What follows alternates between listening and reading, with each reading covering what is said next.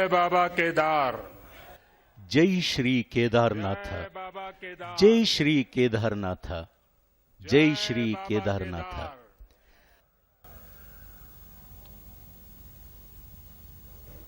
दैवीय आभा से सुसज्जित इस ದಿವ್ಯ ಪ್ರಭೆಯಿಂದ ಕೂಡಿದ ಈ ಕಾರ್ಯಕ್ರಮದಲ್ಲಿ ವೇದಿಕೆಯಲ್ಲಿ ಉಪಸ್ಥಿತಿರುವ ಎಲ್ಲ ಗಣ್ಯರು, ಈ ಪುಣ್ಯಭೂಮಿಯನ್ನು ತಲುಪಿರುವ ಭಕ್ತರು ಸೇರಿದಂತೆ ಎಲ್ಲರಿಗೂ ಶುಭಾಶಯಗಳು. सभी वरिष्ठ महानुभाव, इस पावन पवित्र भूमि पर पहुंचे हुए सभी श्रद्धालुगण, आप सबको आदरपूर्वक मेरा नमस्कार।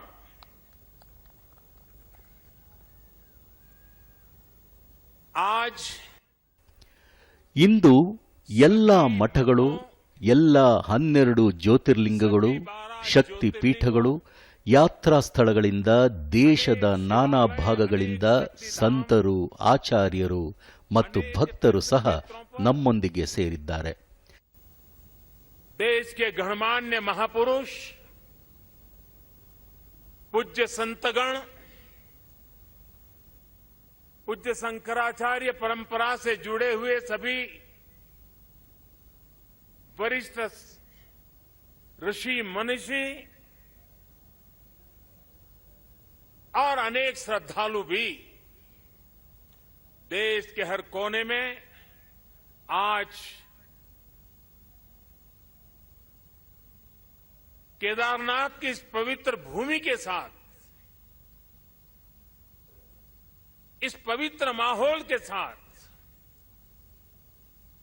सशरीर नहीं लेकिन आत्मिक रूप से वर्चुअल माध्यम से, टेक्नोलॉजी की मदद से वो वहां से हमें आशीर्वाद दे रहे हैं। आप सभी ಆದಿ ಶಂಕರಾಚಾರ್ಯರ ಸಮಾಧಿ ಜೀರ್ಣೋದ್ಧಾರಕ್ಕೆ ನೀವೆಲ್ಲರೂ ಸಾಕ್ಷಿಯಾಗಿದ್ದೀರಿ. पुनः स्थापना के साक्षी बन रहे हैं। ये भारत की, ಇದು ಭಾರತದ ಆಧ್ಯಾತ್ಮಿಕ ಸಮೃದ್ಧಿ ಮತ್ತು ವಿಸ್ತಾರದ ಅತ್ಯಂತ ಅಲೌಕಿಕ ದೃಶ್ಯವಾಗಿದೆ. बहुत अलौकिक दृश्य है। हमारा देश तो ನಮ್ಮ ದೇಶ ಎಷ್ಟು ವಿಶಾಲ, ಎಂತಹ ಮಹಾನ್ ಋಷಿಗಳ ಪರಂಪರೆಯಿಂದ ಸಶಕ್ತವಾಗಿದೆ ಎಂದರೆ, ಈಗ ನಮ್ಮೊಂದಿಗೆ ಸೇರಿರುವ ಸಾಧು ಸಂತರ ಹೆಸರುಗಳನ್ನು ಸಂಬೋಧಿಸುತ್ತಾ ಹೋದರೆ ಒಂದು ವಾರ ಪೂರ್ತಿ ಸಾಕಾಗುವುದಿಲ್ಲ. आज भी भारत के हर कोने में आध्यात्मिक चेतना को जगाते रहते हैं। ऐसे अनेक संतगण आज देश के हर कोने में और यहां भी हमारे साथ जुड़े हुए हैं। लेकिन संबोधन में अगर मैं सिर्फ उनका नामोल्लेख करना चाहूं तो भी शायद एक सप्ताह कम पड़ जाएगा, और अगर एकाध नाम छूट गया, ಹಾಗೆ ಹೆಸರು ಉಲ್ಲೇಖಿಸಲು ನಾನು ಬಯಸಿದರೂ ಈ ಸಂದರ್ಭದಲ್ಲಿ ಎಲ್ಲರ ಹೆಸರು ಪ್ರಸ್ತಾಪಿಸಲು ನನಗೆ ಸಾಧ್ಯವಾಗುತ್ತಿಲ್ಲ. ಒಬ್ಬ ಸಂತರ ಹೆಸರು ಉಲ್ಲೇಖಿಸದಿದ್ದರೂ ನಾನು ಪಾಪ ಮಾಡಿದಂತಾಗುತ್ತದೆ. समय सभी का नामोल्लेख नहीं कर पा रहा हूं, लेकिन मैं उन सबको आदरपूर्वक प्रणाम करता हूं। वे जहां से इस कार्यक्रम में जुड़े हैं, उनके आशीर्वाद हमारी बहुत बड़ी शक्ति है। अनेक पवित्र कार्य करने के लिए उनके आशीर्वाद हमें एक शक्ति देंगे, ये मेरा पूरा भरोसा है।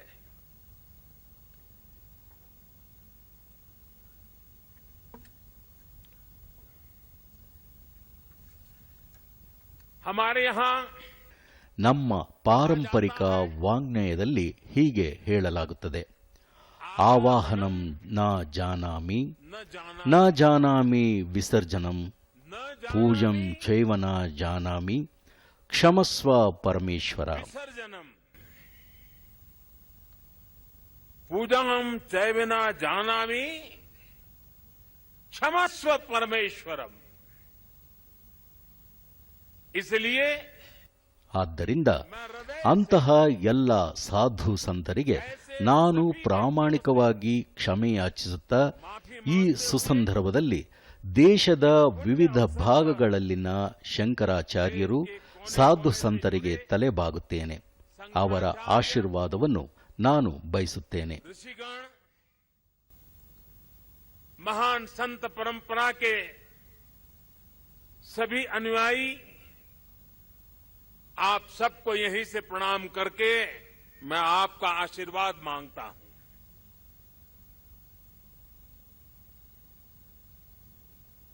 साथियों, ಆತ್ಮೀಯರೇ, हमारी ನಮ್ಮ ಉಪನಿಷತ್ತುಗಳಲ್ಲಿ ಹಾಗೂ ಆದಿಶಂಕರಾಚಾರ್ಯರ ಕೃತಿಗಳಲ್ಲಿ ಹಲವೆಡೆ ನೇತಿ ನೇತಿ ಎಂದು ಭಾವವನ್ನು ವಿವರಿಸಲಾಗಿದೆ. नेति नेति, जब भी देखो नेति नेति, एक ऐसा भाव विश्व, नेति नेति कहकर एक भाव विश्व का विस्तार दिया गया है. रामचरित मानस को भी अगर हम देखें, ರಾಮಚರಿತ ಮಾನಸದಲ್ಲಿ ಹೀಗೆ ಹೇಳಲಾಗಿದೆ. अलग तरीके ಕೆಲವು ಅಲೌಕಿಕ ಅನುಭವಗಳು ಅನಿರ್ವಚನೀಯ, ಅಂದರೆ ಪದಗಳಲ್ಲಿ ವ್ಯಕ್ತಪಡಿಸಲಾಗದಷ್ಟು ಅವು ಅನಂತವಾಗಿವೆ. अभिगत अकथ अपार, अभिगत अकथ अपार, नेति नेति नित निगम कह, नेति नेति नित निगम कह. अर्थात कुछ अनुभव इतने अलौकिक, इतने अनंत होते हैं कि उन्हें शब्दों से व्यक्त नहीं किया जा सकता. बाबा केदारनाथ की शरण में आकर जब भी आता हूं, यहां के कण कण से जुड़ जाता हूं. यहां की हवाएं, ये हिमालय की चोटियां, ये बाबा केदार का सानिध्य न जाने कैसी अनुभूति की तरफ खींच के ले चला जाता है, जिसके लिए मेरे पास शब्द है ही नहीं. दीपावली के ಶ್ರೀ ಕೇದಾರನಾಥೇಶ್ವರ ಸಾನ್ನಿಧ್ಯದಲ್ಲಿ ನನ್ನ ಭಾವನೆಯು ಹೀಗೆಯೇ ಇದೆ. ನಿನ್ನೆ ದೀಪಾವಳಿಯ ಪುಣ್ಯ ಹಬ್ಬವನ್ನು ನಾನು ಗಡಿಯಲ್ಲಿ ದೇಶದ ಯೋಧರೊಂದಿಗೆ ಕಳೆದೆ. रात तो ये सैनिक, ಅವರೊಂದಿಗೆ ಹಬ್ಬದ ಸಂತಸ ಹಂಚಿಕೊಂಡೆ. मैंने त्योहारों की खुशियां मेरे देश के जवान वीर सैनिकों के साथ बांटी. देशवासियों का प्रेम, ಅವರಿಗೆ ದೇಶವಾಸಿಗಳ ಪ್ರೀತಿಯನ್ನು ತಲುಪಿಸುವ ಅವಕಾಶ ನನಗೆ ದೊರೆಯಿತು. देशवासियों के उनके आशीर्वाद, 130 करोड़ आशीर्वाद लेकर के मैं कल सेना के जवानों के बीच गया था. और आज मुझे गोवर्धन पूजा के दिन, और गुजरात के लोगों के लिए तो आज नया वर्ष है,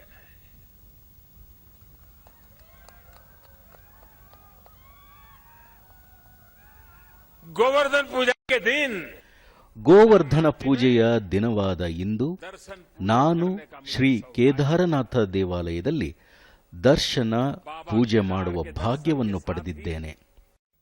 ಶ್ರೀ ಕೇದಾರನಾಥೇಶ್ವರ ದರ್ಶನದ ಜೊತೆಗೆ ಆದಿ ಶಂಕರಾಚಾರ್ಯರ ಸಮಾಧಿ ಸ್ಥಳಕ್ಕೂ ನಮನ ಸಲ್ಲಿಸುವ ಅಪೂರ್ವ ಅವಕಾಶ ನನಗೆ ದೊರಕಿದೆ. एक दिव्य अनुभूति का वो पल था.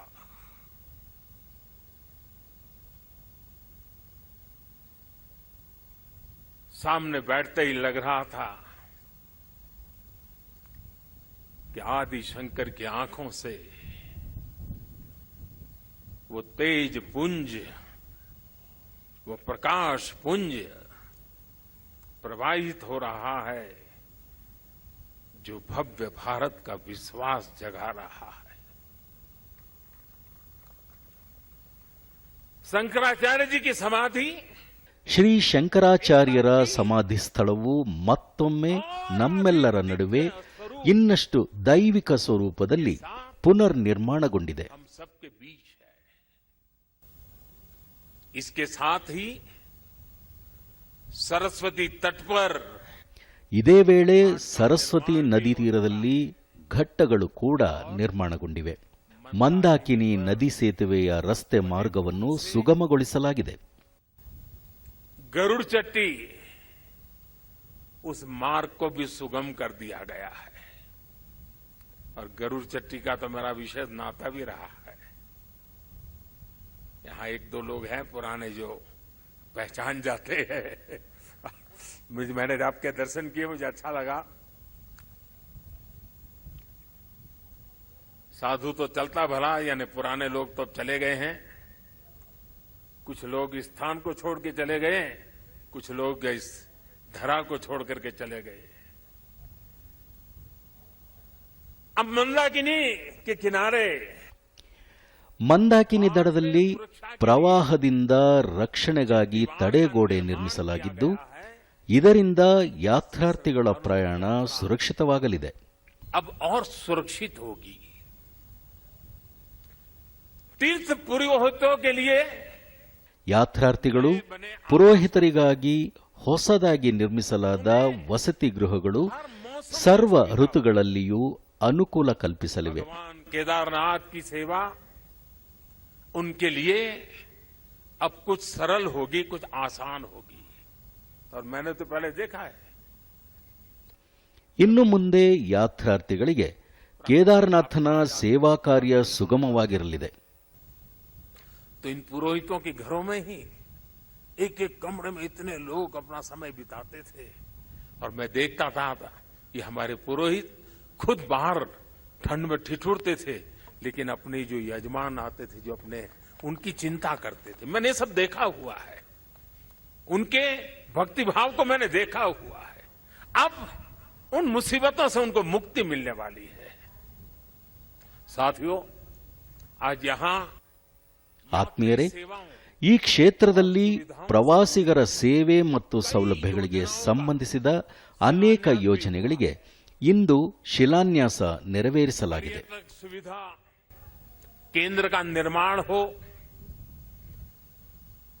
यात्रियों की और इस इलाके के लोगों की सुविधा के लिए आधुनिक अस्पताल हो, ಪ್ರವಾಸಿ ಸೌಲಭ್ಯ ಕೇಂದ್ರ, ಮಳೆಯಿಂದ ರಕ್ಷಣೆ ಪಡೆಯಬಹುದಾದ ತಂಗುದಾಣಗಳು, ಆಸ್ಪತ್ರೆ ಸೇರಿದಂತೆ ಎಲ್ಲಾ ಸೌಲಭ್ಯಗಳು ಭಕ್ತಾದಿಗಳಿಗೆ ದೊರೆಯಲಿವೆ. श्रद्धालुओं की सेवा का माध्यम बनेगी।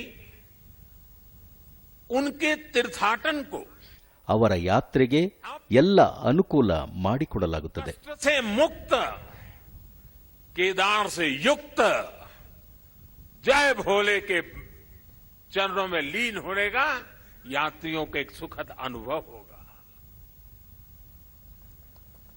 साथियों, ಆತ್ಮೀಯರೇ, ವರ್ಷಗಳ ಹಿಂದೆ ಇಲ್ಲಿ ಸಂಭವಿಸಿದ ಪ್ರಾಕೃತಿಕ ವಿಕೋಪ, ಇಲ್ಲಿ ಸಂಭವಿಸಿದ ಹಾನಿ ಊಹಿಸಲು ಅಸಾಧ್ಯವಾಗಿತ್ತು. मैं मुख्यमंत्री तो गुजरात का था,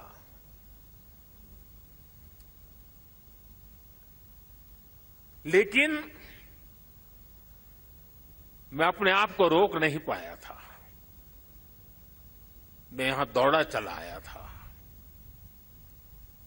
मैंने अपनी आंखों से उस तबाही को देखा था,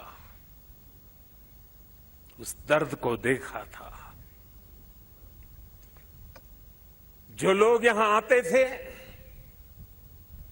वो सोचते थे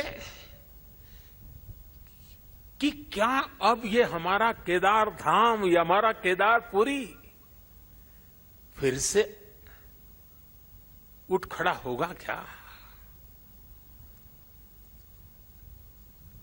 लेकिन मेरे भीतर की आवाज कह रही थी, ये पहले से अधिक आन बान शान के साथ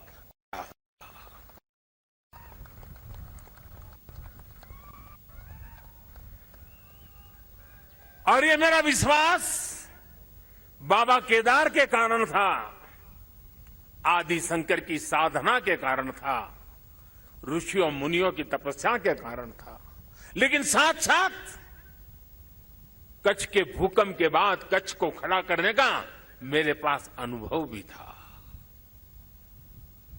और इसलिए मेरा विश्वास था, और आज वो विश्वास अपनी आंखों से साकार हुआ देखना, इससे बड़ा जीवन का क्या संतोष हो सकता है।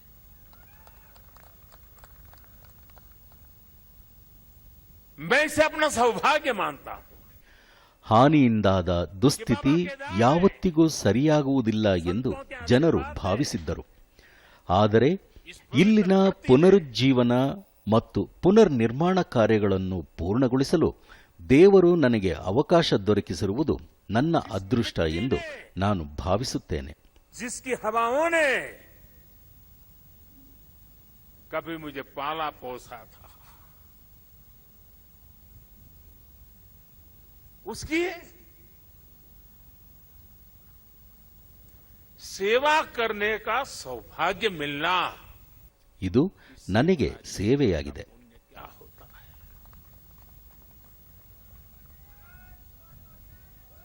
इस आदि भूमि पर शाश्वत के साथ ಪ್ರಾಚೀನ ಪಾರಂಪರಿಕ ಹಿನ್ನೆಲೆಯ ಈ ನೆಲದಲ್ಲಿ ಆಧುನಿಕತೆಯೊಂದಿಗೆ ಕೈಗೊಳ್ಳಲಾಗಿರುವ ಈ ಶಾಶ್ವತ ಅಭಿವೃದ್ಧಿ ಕಾರ್ಯಗಳು ಭಗವಾನ್ ಶಂಕರನ ಸ್ವಯಂ ಪ್ರೇರಿತ ಕೃಪೆಯ ಪರಿಣಾಮವಾಗಿದೆ.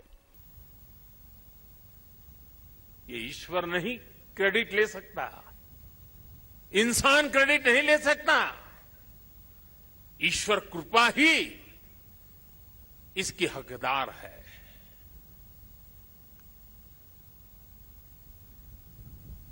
मैं इस पुनीत प्रयासों के लिए ಈ ಉದಾತ್ತ ಪ್ರಯತ್ನಗಳಿಗಾಗಿ ನಾನು ಉತ್ತರಾಖಂಡ ಸರ್ಕಾರಕ್ಕೆ ಧನ್ಯವಾದ ಅರ್ಪಿಸುತ್ತೇನೆ.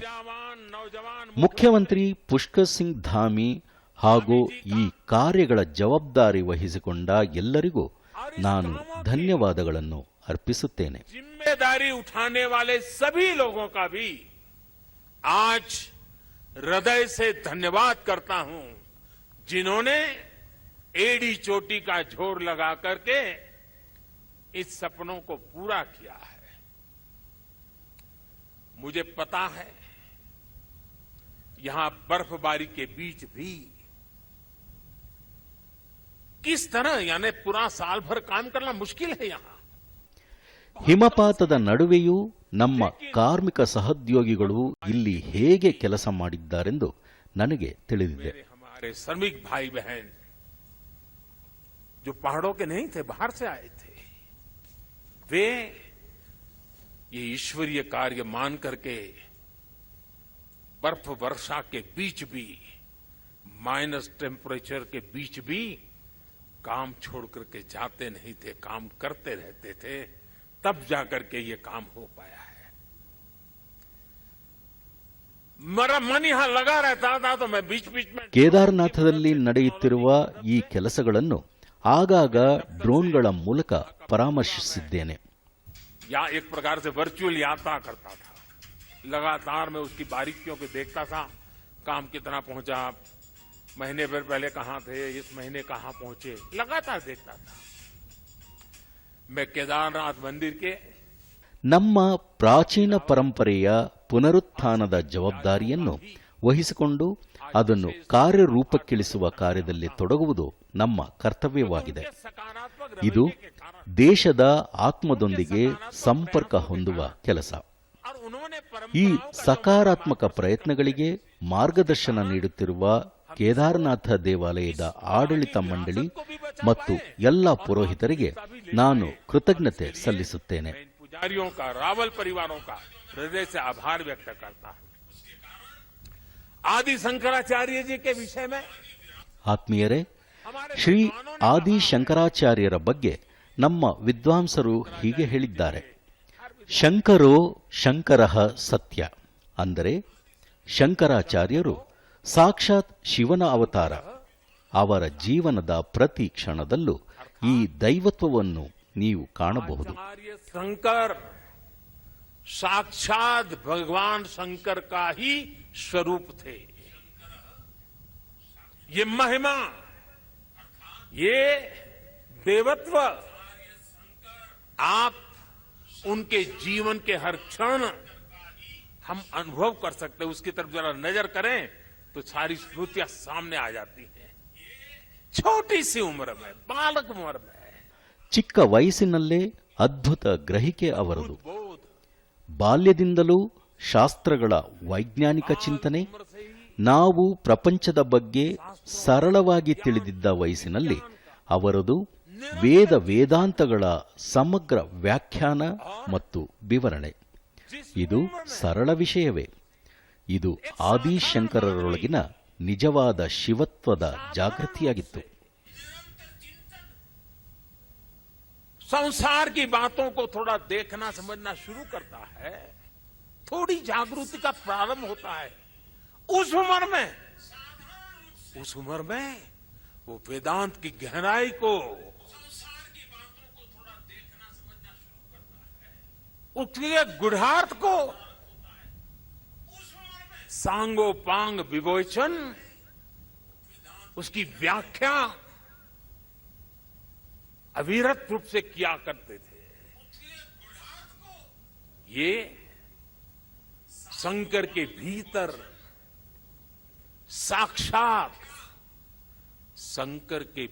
साक्षात शंकरत्व का जागरण के सिवा कुछ नहीं हो सकता. ये शंकरत्व का जागरण था. यहां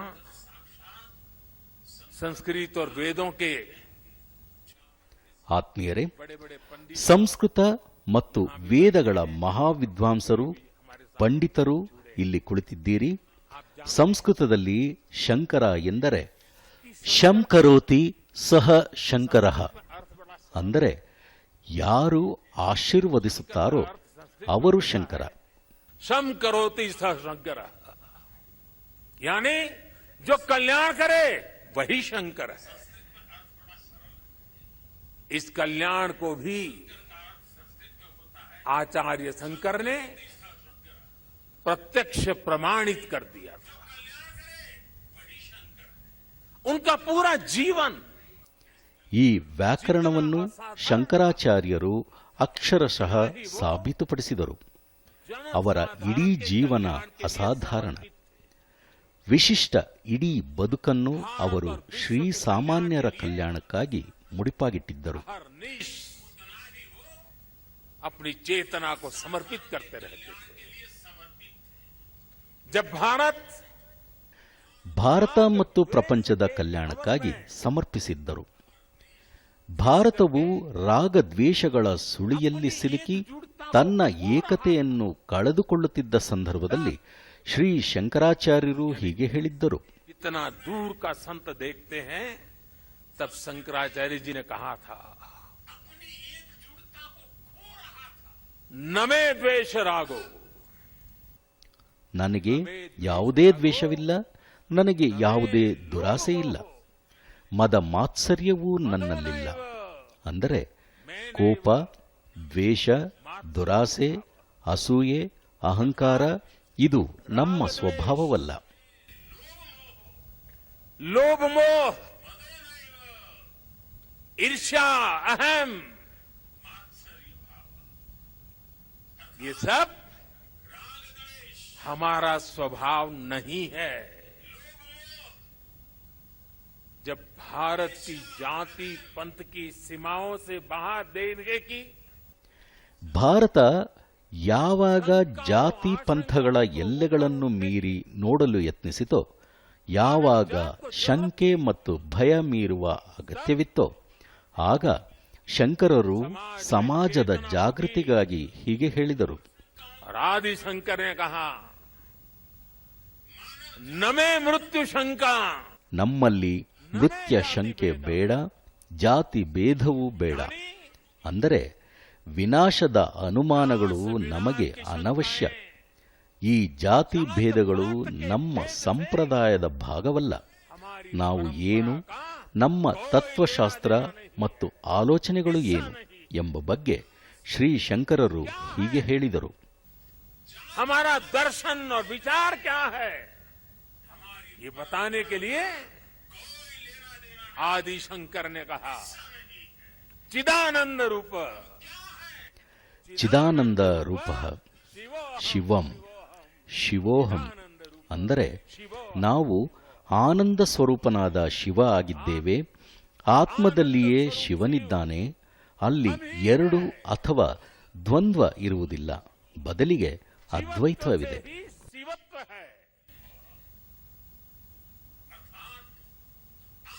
और अद्वैत का सिद्धांत, कभी कभी अद्वैत के सिद्धांत को समझाने के लिए बड़े बड़े ग्रंथों की जरूरत पड़ती है. मैं तो इतना विद्वान नहीं हूं. मैं तो सरल भाषा में अपनी बात समझता हूं और मैं इतना ही कहता हूं, जहां द्वैत नहीं है वही तो अद्वैत है.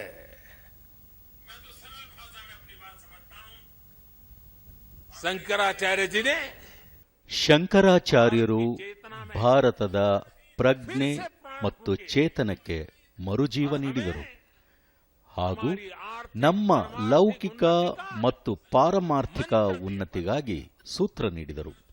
ಅವರದೊಂದು ಮಂತ್ರ ಹೀಗಿದೆ: ज्ञान विहीन. देखिए, ज्ञान की उपासना की महिमा हमारा कितना महत्व रखता है. ज्ञान विहीन. ದುಃಖ, ಸಂಕಟ ಮತ್ತು ಸಂಕಷ್ಟಗಳಿಂದ ನಮ್ಮ ವಿಮೋಚನೆಗೆ ಒಂದು ಮಾರ್ಗವಿದೆ, ಅದೇ ಜ್ಞಾನ ಮಾರ್ಗ. यानी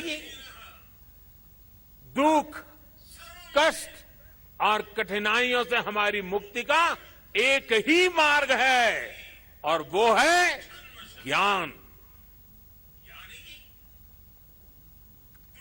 भारत की ज्ञान की ಭಾರತದ ಅನಾದಿ ಕಾಲಗಳ ಜ್ಞಾನ, ವಿಜ್ಞಾನ ಮತ್ತು ದರ್ಶನ ಪರಂಪರೆ ಆದಿ ಶಂಕರಾಚಾರ್ಯರಿಂದ ಮತ್ತೆ ಪುನರುಜ್ಜೀವನಗೊಂಡಿತು.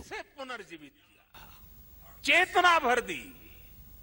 साथियों, एक समय था जब अध्यात्म को, धर्म को केवल रूढ़ियों से जोड़कर,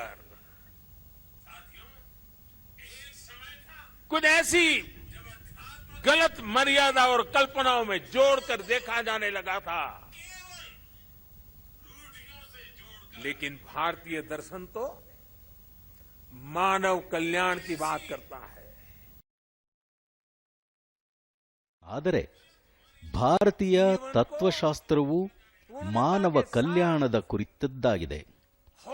ಜೀವನವನ್ನು ಸಂಪೂರ್ಣದೊಂದಿಗೆ ಸಮಗ್ರ ರೀತಿಯಲ್ಲಿ ನೋಡುವ ಮಾರ್ಗ ಇದಾಗಿದೆ. ಈ ಸತ್ಯವನ್ನು ಸಮಾಜಕ್ಕೆ ಅರಿವು ಮೂಡಿಸುವ ಕೆಲಸವನ್ನು ಶ್ರೀ ಆದಿ ಶಂಕರಾಚಾರ್ಯರು ಮಾಡಿದರು. ಅವರು ಪುಣ್ಯ ಪೀಠಗಳನ್ನು ಸ್ಥಾಪಿಸಿದರು, ಚತುರ್ಧಾಮ್ ಕ್ಷೇತ್ರಗಳನ್ನು ಸ್ಥಾಪಿಸಿದರು, 12 ಜ್ಯೋತಿರ್ಲಿಂಗಗಳನ್ನು ಪುನರುಜ್ಜೀವನಗೊಳಿಸಿದರು. ಸರ್ವ ಸಂಘ ಪರಿತ್ಯಾಗಿಗಳಾಗಿ ದೇಶ, ಸಮಾಜ ಮತ್ತು ಮಾನವೀಯತೆಗಾಗಿ ಸೇವೆ ಸಲ್ಲಿಸುವ ಸಶಕ್ತ ಪರಂಪರೆಯನ್ನು ಹುಟ್ಟುಹಾಕಿದರು. ಇಂದು ಅವರ ಈ ನಿರ್ಮಾಣಗಳು ಭಾರತ ಮತ್ತು ಭಾರತೀಯತೆಯ ಹೆಗ್ಗುರುತಾಗಿ ಉಳಿದಿವೆ. भारत और भारतीयता का एक प्रकार से संबल, पहचान बने हुए है. हमारे लिए धर्म क्या है? ಧರ್ಮ ಎಂದರೇನು? ನಮಗೆ ಅದು ಏಕೆ ಬೇಕು? ಧರ್ಮ ಮತ್ತು ಜ್ಞಾನದ ನಡುವಿನ ಸಂಬಂಧವೇನು? ಕ್ಷಣ ಕ್ಷಣಕ್ಕೂ ಪ್ರಶ್ನಿಸಲು ಕಲಿಸುವ ಅಥಾತೋ ಬ್ರಹ್ಮ ಜಿಜ್ಞಾಸ ಪಠಿಸುವ ಉಪನಿಷತ್ ಸಂಪ್ರದಾಯ ಯಾವುದು? ಈ ವಿಚಾರಗಳಿಂದ ಸಮೃದ್ಧವಾದ ಪರಂಪರೆಯನ್ನು ನಮ್ಮ ಮಠಗಳು, ಪೀಠಗಳು ಸಾವಿರಾರು ವರ್ಷಗಳಿಂದ ಉಳಿಸಿಕೊಂಡು ಬರುತ್ತಿವೆ. और तभी तो बालक नचिकेता यम के दरबार में जाकर के यम की आंख में आंख मिला करके पूछ देता है, यम को पूछ देता है, व्हाट इज डेथ, मृत्यु क्या है बताओ. प्रश्न पूछना, ज्ञान अर्जित करना, अथा तो धर्म जिज्ञासा. हमारी इस विरासत को हमारे मठ हजारों सालों से जीवित रखे हुए हैं, उसे समृद्ध कर रहे हैं. संस्कृत हो, संस्कृत भाषा में ಸಂಸ್ಕೃತವಿರಲಿ, ಸಂಸ್ಕೃತ ಭಾಷೆಯಲ್ಲಿನ ವೇದ ಗಣಿತದಂತಹ ವಿಜ್ಞಾನಗಳಿರಲಿ, ಈ ಎಲ್ಲವನ್ನೂ ನಮ್ಮ ಮಠಗಳು, ನಮ್ಮ ಶಂಕರಾಚಾರ್ಯರು ಸಂರಕ್ಷಿಸುತ್ತಿದ್ದಾರೆ. ಇದು ಒಂದು ತಲೆಮಾರಿನಿಂದ ಮತ್ತೊಂದು ತಲೆಮಾರಿಗೆ ಸಾಗಿ ಬರುತ್ತಿದೆ. ಇಂದಿನ ಕಾಲದಲ್ಲಿ ಆದಿ ಶಂಕರಾಚಾರ್ಯರ ತತ್ವಗಳು ಹಿಂದೆಂದಿಗಿಂತಲೂ ಹೆಚ್ಚು ಪ್ರಸ್ತುತವಾಗಿವೆ ಎಂಬುದನ್ನು ನಾನು ಅರ್ಥೈಸಿಕೊಂಡಿದ್ದೇನೆ. हमारे यहां सदियों से 4 धाम यात्रा का महत्व रहा है. राष्ट्रीय एकता की, ರಾಷ್ಟ್ರೀಯ ಏಕತೆಯನ್ನು ಉತ್ತೇಜಿಸುತ್ತವೆ. ಇದು ಏಕ ಭಾರತ ಶ್ರೇಷ್ಠ ಭಾರತದ ಭವ್ಯ ದೃಷ್ಟಿಕೋನವಾಗಿದೆ. ಪ್ರತಿ ಯಾತ್ರಾರ್ಥಿಯೂ ಕೇದಾರನಾಥನ ದರ್ಶನದಿಂದ ಪ್ರತಿ ಯಾತ್ರಾರ್ಥಿಯೂ ಕೇದಾರನಾಥನ ದರ್ಶನದಿಂದ ಹೊಸ ಚೈತನ್ಯವನ್ನು ಪಡೆಯುತ್ತಾನೆ. इस चिंतन का आज देश ಆತ್ಮೀಯರೇ, ಆದಿ ಶಂಕರಾಚಾರ್ಯರ ಏಕತಾ ಚಿಂತನೆಯು ಈ ಪರಂಪರೆಯಿಂದ ಇಂದು ದೇಶವು ಪ್ರೇರಣೆ ಪಡೆದಿದೆ. ಈಗ ನಮ್ಮ ಸಾಂಸ್ಕೃತಿಕ ಪರಂಪರೆಯನ್ನು, ಶ್ರದ್ಧಾ ಭಕ್ತಿಯ ಕೇಂದ್ರಗಳನ್ನು ಅದೇ ಹೆಮ್ಮೆಯಿಂದ ನೋಡಲಾಗುತ್ತಿದೆ. जैसा देखा जाना चाहिए था. आज अयोध्या में ಇಂದು ಅಯೋಧ್ಯೆಯಲ್ಲಿ ಭಗವಾನ್ ಶ್ರೀರಾಮನ ಭವ್ಯ ಮಂದಿರವನ್ನು ಸಕಲ ವೈಭವದಿಂದ ನಿರ್ಮಿಸಲಾಗುತ್ತಿದೆ. ಶತಮಾನಗಳ ನಂತರ ಅಯೋಧ್ಯೆ ತನ್ನ ವೈಭವವನ್ನು ಮರಳಿ ಪಡೆಯುತ್ತಿದೆ. अभी 2 दिन पहले 2 ದಿನಗಳ ಹಿಂದೆಯಷ್ಟೇ ಇಡೀ ಜಗತ್ತು ಅಯೋಧ್ಯೆಯಲ್ಲಿ ದೀಪೋತ್ಸವದ ಅದ್ಧೂರಿ ಆಚರಣೆಯನ್ನು ಕಂಡಿತ್ತು. ಭಾರತದ ಪ್ರಾಚೀನ ಸಾಂಸ್ಕೃತಿಕ ರೂಪ ಹೇಗಿರುತ್ತಿತ್ತು ಎಂಬುದನ್ನು ನಾವು ಇಂದು ಊಹಿಸಬಹುದು. इसी तरह उत्तर प्रदेश में ही ಹಾಗೆಯೇ ಉತ್ತರ ಪ್ರದೇಶದಲ್ಲಿ ಚಾರಿತ್ರಿಕ ಮಹತ್ವದ ಕಾಶಿಗೆ ಕಾಯಕಲ್ಪ ನೀಡಲಾಗುತ್ತಿದೆ. ವಿಶ್ವನಾಥ ಧಾಮ ಕಾಮಗಾರಿ ಪ್ರಗತಿಯಲ್ಲಿದೆ. ಇದಲ್ಲದೆ ಹಲವು ಸಾಂಸ್ಕೃತಿಕ, ಐತಿಹಾಸಿಕ ಮಹತ್ವದ ತಾಣಗಳನ್ನು ಅಭಿವೃದ್ಧಿಪಡಿಸಲಾಗುತ್ತಿದೆ. ಬುದ್ಧ ಸರ್ಕಿಟ್ ಗೆ ಅಂತಾರಾಷ್ಟ್ರೀಯ ಪರ್ಯಟನ ಸಾರಾನಾಥದಿಂದ ಕುಶಿನಗರ ಮತ್ತು ಬನಾರಸ್ನ ಬೋಧ್ಗಯಾವರೆಗೆ ಬುದ್ಧ ಸರ್ಕ್ಯೂಟ್ ಅಂತಾರಾಷ್ಟ್ರೀಯ ಪ್ರವಾಸಿಗರನ್ನು ಭಾರತದತ್ತ ಆಕರ್ಷಿಸಲಿದೆ. ಶ್ರೀರಾಮನಿಗೆ ಸಂಬಂಧಿಸಿದ ಪ್ರವಾಸಿ ತಾಣಗಳನ್ನೊಳಗೊಂಡ ರಾಮ ಸರ್ಕ್ಯೂಟ್ಗಳನ್ನು ನಿರ್ಮಿಸುವ ಕೆಲಸವೂ ನಡೆಯುತ್ತಿದೆ. ಸಂತರ ಭಾವನೆಗಳಿಗೆ ಸ್ಪಂದಿಸಿ ಮಥುರಾ ವೃಂದಾವನದ ಅಭಿವೃದ್ಧಿಯ ಜೊತೆಗೆ ಅದರ ಸ್ವಚ್ಛತೆ ಮತ್ತು ಶುದ್ಧತೆಯ ಬಗ್ಗೆ ಕಾಳಜಿ ವಹಿಸಲಾಗುತ್ತಿದೆ. ಇಂದಿನ ಭಾರತ ಆದಿ ಶಂಕರಾಚಾರ್ಯರಂತಹ ನಮ್ಮ ಋಷಿ ಮುನಿಗಳ ಸೂಚನೆಗಳಲ್ಲಿ ಪೂಜ್ಯ ಭಾವನೆಯನ್ನು ಇರಿಸಿದೆ. ಅದರ ಅನುಸಾರ ಇಂದು ಇವೆಲ್ಲವೂ ನಡೆಯುತ್ತಿದೆ. ಆತ್ಮೀಯರೇ, ಪ್ರಸ್ತುತ ದೇಶದ ಸ್ವಾತಂತ್ರ್ಯದ ಅಮೃತ ಮಹೋತ್ಸವವನ್ನು ಆಚರಿಸಲಾಗುತ್ತಿದೆ. ದೇಶವು ತನ್ನ ಭವ್ಯ ಭವಿಷ್ಯಕ್ಕಾಗಿ ತನ್ನನ್ನು ತಾನೇ ಮರುನಿರ್ಮಾಣ ಮಾಡಿಕೊಳ್ಳಲು ಹೊಸ ನಿರ್ಣಯಗಳನ್ನು ತೆಗೆದುಕೊಳ್ಳುತ್ತದೆ. ಅಮೃತ ಮಹೋತ್ಸವದ ಈ ನಿರ್ಣಯಗಳಿಗಾಗಿ ನಾನು ಆದಿ ಶಂಕರಾಚಾರ್ಯರಿಗೆ ಕೃತಜ್ಞತೆ ಸಲ್ಲಿಸುತ್ತೇನೆ. ನಾನು ಅವರನ್ನು ಮಹಾನ್ ಸ್ಫೂರ್ತಿಯ ಸೆಲೆಯಾಗಿ ನೋಡುತ್ತೇನೆ. ದೇಶವು ದೊಡ್ಡ ಗುರಿಗಳನ್ನು ಹಾಕಿಕೊಂಡಾಗ ಕಠಿಣ ಗಡುವನ್ನು ನಿಭಾಯಿಸಬೇಕಾಗುತ್ತದೆ.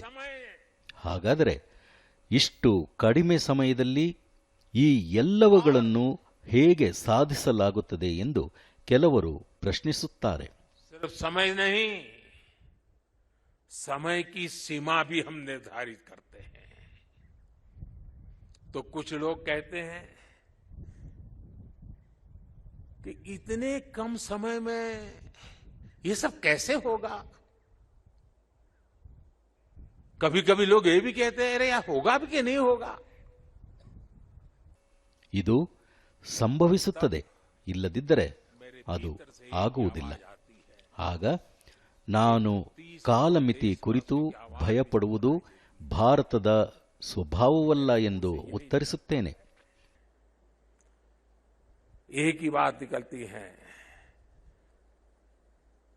समय के दायरे में बंधकर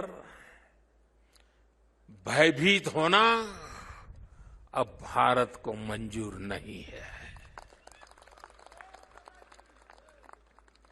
आप देखिए आदि शंकराचार्य जी को ನೀವು ಆದಿ ಶಂಕರಾಚಾರ್ಯರನ್ನು ನೋಡಿ.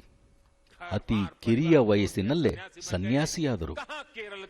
ಅತ್ಯಂತ ಕಿರಿಯ ವಯಸ್ಸಿನಲ್ಲಿ ಈ ಪುಣ್ಯಭೂಮಿಯಲ್ಲಿ ಅವರ ದೇಹವು ವಿಲೀನವಾಯಿತು. ಬದುಕಿದ್ದ ಇಷ್ಟು ಕಡಿಮೆ ಸಮಯದಲ್ಲಿ ಅವರು ಭಾರತವನ್ನು ಬೆಳಗಿಸಿದರು. ಭಾರತಕ್ಕೆ ಹೊಸ ಭವಿಷ್ಯ ಬರೆದರು. ಅವರು ಹೊತ್ತಿಸಿದ ಜ್ಯೋತಿ, ಸೃಷ್ಟಿಸಿದ ಚೈತನ್ಯ ಇನ್ನೂ ಭಾರತವನ್ನು ಚಲಿಸುವಂತೆ ಮಾಡುತ್ತಿದೆ. ದೇಶ ಈ ಬಲದಲ್ಲಿ ಇನ್ನೂ ಸಾವಿರಾರು ವರ್ಷಗಳ ಕಾಲ ಚಲಿಸುತ್ತಲೇ ಇರುತ್ತದೆ. आने वाले हजारों साल तक ये गतिमान बनाए रखेगी. इसी तरह स्वामी विवेकानंद जी को देखिए.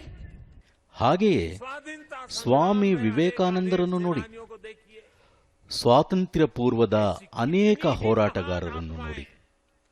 ಹೀಗೆ ಅಲ್ಪಾವಧಿಯಲ್ಲಿ ಅದೆಷ್ಟೋ ಮಂದಿ ಮಹಾತ್ಮರುಗಳು, ಶ್ರೇಷ್ಠ ವ್ಯಕ್ತಿಗಳು ಈ ಭೂಮಿಯ ಮೇಲೆ ಕಾಣಿಸಿಕೊಂಡರು.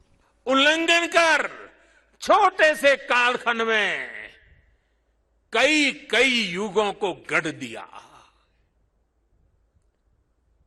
ये भारत ಸಮಯದ ಮಿತಿಯನ್ನು ಲಂಘಿಸಿದ ಈ ಮಹಾನ್ ವ್ಯಕ್ತಿಗಳು ಅತಿ ಕಡಿಮೆ ಅವಧಿಯಲ್ಲಿ ಹಲವು ಯುಗಗಳ ಮಹಾನ್ ಕೊಡುಗೆ ನೀಡಿದರು. ಈ ಮಹಾನ್ ವ್ಯಕ್ತಿಗಳ ಸ್ಫೂರ್ತಿಯನ್ನು ಭಾರತ ಅನುಸರಿಸುತ್ತದೆ. ನಾವು ಶಾಶ್ವತತೆಯ ಬಗ್ಗೆ ಮಾತನಾಡುತ್ತೇವೆ. ನಾವು ಕ್ರಿಯೆಯನ್ನು ನಂಬುತ್ತೇವೆ. ಈ ವಿಶ್ವಾಸದಿಂದ ಇಂದು ಈ ಅಮೃತ ಕಾಲದಲ್ಲಿ ದೇಶ ಮುನ್ನಡೆಯುತ್ತಿದೆ. और ऐसे समय में मैं देशवासियों से ಇಂತಹ ಸಮಯದಲ್ಲಿ ನಾನು ದೇಶವಾಸಿಗಳಲ್ಲಿ ಮತ್ತೊಂದು ಮನವಿ ಮಾಡಲು ಬಯಸುತ್ತೇನೆ.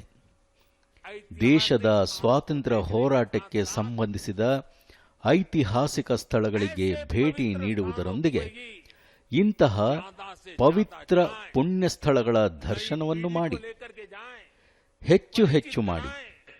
मां भारती का साक्षात्कार करें, हजारों साल की महान परंपरा की चेतना को अनुभूति करें. आजादी के अमृत काल में स्वतंत्रता आजादी का ये भी एक महोत्सव हो सकता है. हर हिंदुस्तानी के दिल में, हिंदुस्तान के हर कोने कोने में, हर कंकर कंकर में शंकर का भाव जग सकता है. और इसलिए निकल पड़ने का ये समय है. जिन्होंने ನೂರಾರು ವರ್ಷಗಳ ಗುಲಾಮಗಿರಿಯ ಅವಧಿಯಲ್ಲೂ ನಮ್ಮ ಶ್ರದ್ಧೆ, ನಂಬಿಕೆ ಯಾರಲ್ಲೂ ಒತ್ತೆಯಾಳಾಗಿ ಇಡಲು ನಾವು ಬಿಡಲಿಲ್ಲ.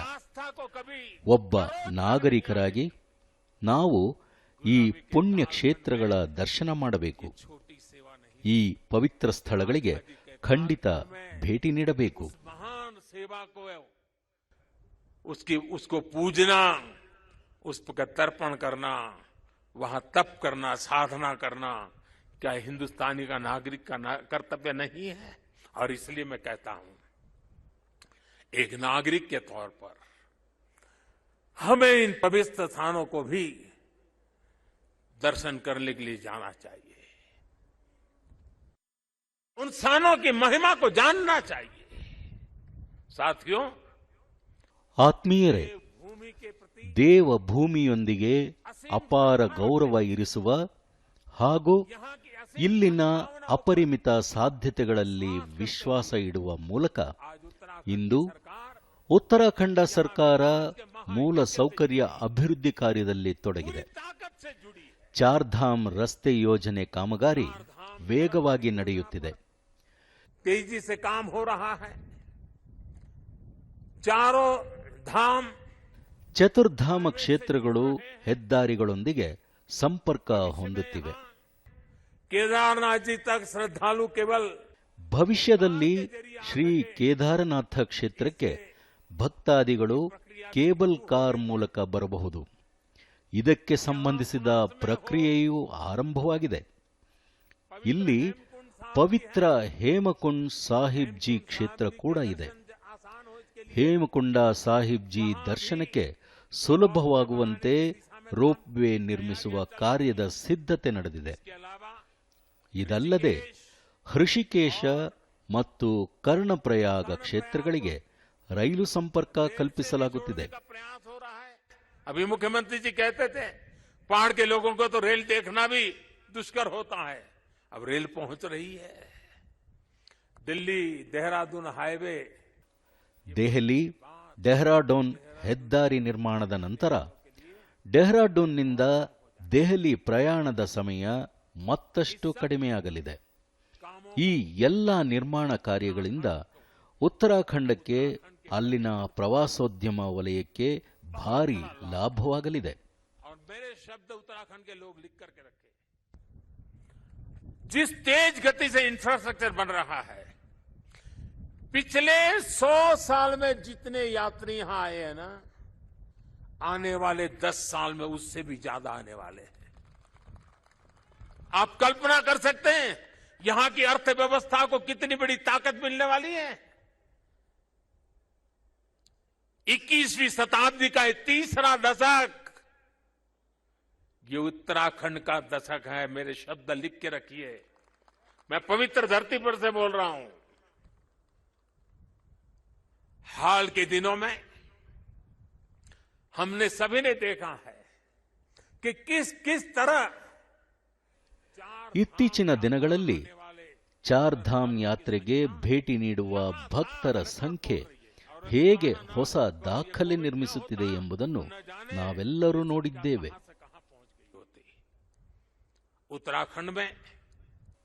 ಉತ್ತರಾಖಂಡದಲ್ಲಿ ಹಲವು ಸ್ಥಳಗಳಲ್ಲಿ, ವಿವಿಧ ಗ್ರಾಮಗಳಲ್ಲಿ ಹೋಮ್ ಸ್ಟೇಗಳು ಹೆಚ್ಚುತ್ತಿವೆ. ಇದರಿಂದಾಗಿ ಇಲ್ಲಿನ ಯುವಜನರಿಗೆ ಗೌರವ ಮತ್ತು ಉದ್ಯೋಗ ಎರಡೂ ದೊರಕಲಿದೆ. प्रकृति की गोद में होम स्टे का नेटवर्क बन रहा है.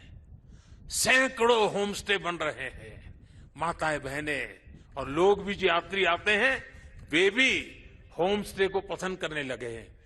रोजगार भी मिलने वाला है, स्वाभिमान से जीने का अवसर भी मिलने वाला है. यहां की सरकार, ಇಲ್ಲಿನ ಸರ್ಕಾರ ಅಭಿವೃದ್ಧಿ ಕಾರ್ಯಗಳಲ್ಲಿ ತೊಡಗಿಕೊಂಡಿರುವುದರಿಂದ ಮತ್ತೊಂದು ಅನುಕೂಲವೂ ದೊರಕಿದೆ. ಇಲ್ಲಿ ಯಾವುದೇ ಅಭಿವೃದ್ಧಿ ಇಲ್ಲ ಎಂದು ಭಾವಿಸಿ ಉದ್ಯೋಗ ಅರಸಿ ಜನ ವಲಸೆ ಹೋಗುತ್ತಿದ್ದ ಸಮಸ್ಯೆ ನಿವಾರಣೆಯಾಗಲಿದೆ. ವಲಸೆ ಇನ್ನು ನಿಲ್ಲಲಿದೆ. पानी भी पहाड़ को काम आएगा, जवानी भी पहाड़ को काम आएगी. पलायन रुकना है. एक के बाद एक जो निर्णय हो रहे हैं, पलायन रुकना है. मान के चलिए साथियों, मेरे नौजवान दोस्तों, ये दशक आपका है. उत्तराखंड का है, उज्जवल भविष्य का है। बाबा केदार के आशीर्वाद हमारे साथ है। ये देवभूमि ಆತ್ಮೀಯರೇ, मातृभूमि की रक्षा ಈ करने वाले ದೇವಭೂಮಿ अनेकों ನಮ್ಮ वीर बेटे ತಾಯ್ನಾಡನ್ನು ರಕ್ಷಿಸಿದ जन्मस्थली ಅನೇಕ ವೀರಪುತ್ರರು ಮತ್ತು ಪುತ್ರಿಯರ ಜನ್ಮಸ್ಥಳವಾಗಿದೆ. जहां ಶೌರ್ಯ ಸಾಹಸದ ಕಥನವಿಲ್ಲದ ಯಾವುದೇ ಮನೆ ಅಥವಾ ಗ್ರಾಮ ಇಲ್ಲಿಲ್ಲ. अपनी सेनाओं का ಇಂದು आधुनिकीकरण कर रहा है। ದೇಶವು ತನ್ನ ಸೇನಾಪಡೆಗಳನ್ನು ಸಬಲರಾಗಿಸಲು, ಸಶಸ್ತ್ರ ಪಡೆಗಳನ್ನು ಆಧುನೀಕರಣಗೊಳಿಸಲು ಎಲ್ಲ ಪ್ರಯತ್ನ ಮಾಡುತ್ತಿದೆ. ಇದರಿಂದಾಗಿ ನಮ್ಮ ವೀರ ಸೈನಿಕರ ಶಕ್ತಿ ಮತ್ತಷ್ಟು ಹೆಚ್ಚುತ್ತಿದೆ. ಇಂದು ಅವರ ಎಲ್ಲ ಅಗತ್ಯತೆ, ಎಲ್ಲ ನಿರೀಕ್ಷೆಗಳನ್ನು ಈಡೇರಿಸಲಾಗುತ್ತಿದೆ. देख करके काम किया। ನಮ್ಮ ಯೋಧರ ಏಕ ಶ್ರೇಣಿ ಏಕ ಪಿಂಚಣಿ ಎಂಬ 4 ದಶಕಗಳ ಹಿಂದಿನ ಬೇಡಿಕೆಯನ್ನು ಈಡೇರಿಸಲಾಗಿದೆ. पुरानी मांग को पिछली शताब्दी की मांग इस शताब्दी में मैंने पूरी की। ಉತ್ತರಾಖಂಡದ ಸಾವಿರಾರು ಕುಟುಂಬಗಳು ಇದರ ಪ್ರಯೋಜನ ಪಡೆದಿವೆ. सेवा करने का मौका मिला। इसका लाभ तो उत्तराखंड के करीब करीब हजारों परिवारों को मिला है। निवृत्त सैनिक परिवारों को मिला हुआ है। साथियों, ಆತ್ಮೀಯರೇ, ने ಕೊರೋನಾ ವಿರುದ್ಧದ ಹೋರಾಟದಲ್ಲಿ ಉತ್ತರಾಖಂಡ ತೋರಿದ ಶಿಸ್ತು ಶ್ಲಾಘನೀಯ. वो भी बहुत ಇಂದು अभिनंदन ಉತ್ತರಾಖಂಡವು ಭೌಗೋಳಿಕ ಪ್ರತಿಕೂಲದ ನಡುವೆಯೂ को 100% ಪ್ರಥಮ ಡೋಸ್ ಲಸಿಕೀಕರಣ ಸಾಧನೆ ಮಾಡಿದೆ. ಇದು प्रतिशत ಉತ್ತರಾಖಂಡದ ಶಕ್ತಿ. सिंगल डोज का लक्ष्य हासिल कर लिया है। ये उत्तराखंड को ताकत का दर्शन कराता है, उत्तराखंड के सामर्थ्य को दिखाता है। और जो लोग पहाड़ों से परिचित हैं ना, उनको पता है कि ये काम आसान नहीं होता है। घंटों घंटों तक पहाड़ की चोटियों पर जाकर के 2 या 5 परिवार को वैक्सीनेशन दे करके रात रात चल करके घर पहुंचना होता है। कष्ट कितना होता है मैं अंदाज लगा सकता हूं। उसके बाद भी उत्तराखंड ने काम किया है। क्यों? उत्तराखंड के एक एक नागरिक की जिंदगी बचानी है। और इसके लिए मुख्यमंत्री जी, आपको, आपकी टीम को मैं बधाई देता हूं। आज मुझे विश्वास है कि जितनी ऊंचाइयों पर उत्तराखंड बसा है, जितनी ऊंचाइयों पर उत्तराखंड बसा है, उससे भी ज्यादा ऊंचाइयों को मेरा उत्तराखंड हासिल करके रहेगा।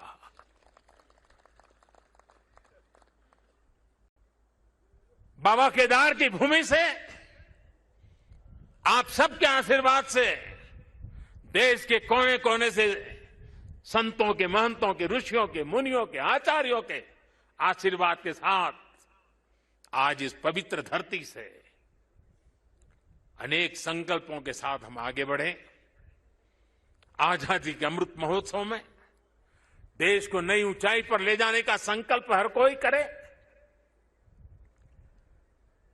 दिवाली के बाद एक नया ಉತ್ತರಾಖಂಡವು ಈಗಿನ ಸಾಧನೆಗಿಂತಲೂ ಇನ್ನೂ ಹೆಚ್ಚಿನ ಎತ್ತರವನ್ನು ಸಾಧಿಸುತ್ತದೆ ಎಂದು ನನಗೆ ಖಾತ್ರಿಯಿದೆ. भगवान केदारनाथ ಎಲ್ಲರಿಗೂ ಶುಭಾಶಯಗಳು.